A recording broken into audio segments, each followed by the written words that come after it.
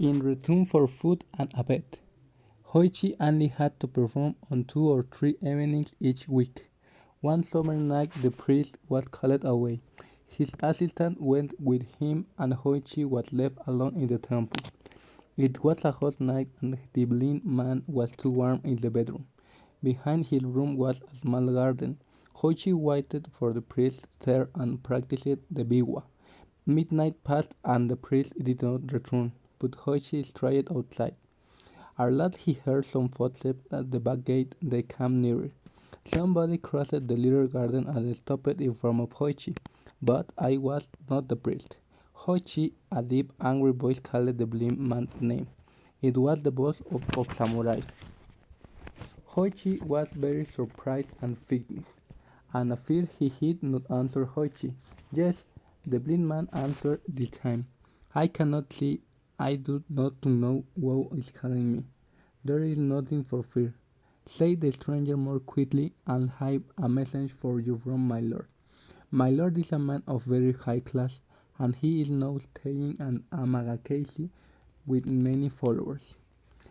He came to see where the great fight out and that no overthrow took place, and now he wants to hear the history of the fight. He has heard of your skill and he is waiting for you. Bring your biwa and come with me. Hoichi put on in his shoes and picked up his biwa. He bent away with the stranger. The stranger hurried him careful. Hoichi could hear that the word metal. He's probably a palace word through Hoichi, and he began to feel happier. I am I look. He Lord is an important man. They walked for some time. Hoichi had to walk very fast to stay with him, and then two samurai stopped outside a large gateway. Hoichi was surprised. He'd come to remember a large gateway in that part of the town. Only the main gate of the Amidaji temple. Come on, shouted the samurai. Hoichi jumped. He heard the gates opening. They crossed a garden and stopped in front of another entrance. Then the samurai cried in a loud voice, I have brought Hoichi.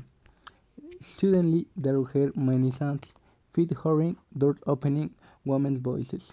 Hoichi knew he was in the house of Lord, with which Lord and Weir. He did not have much time to think. He climbed some stone steps. He was told to lift his shoes and the last step. Then a woman had hewed him across smooth wood floors. At the last time came into the middle of the great room. Honchi felt there were many people in the room. He could hear many quiet voices, all talking together. Their speech was the speech of Lord Sir Court. No, do not be afraid, Hoichi said a woman's voice. Please make yourself comfortable here on the floor. Hoichi sat down and prepared his biwa. My lord requests you to perform the history of the heike. His speech and music, said the woman. The history was long. Many nights were needed for it.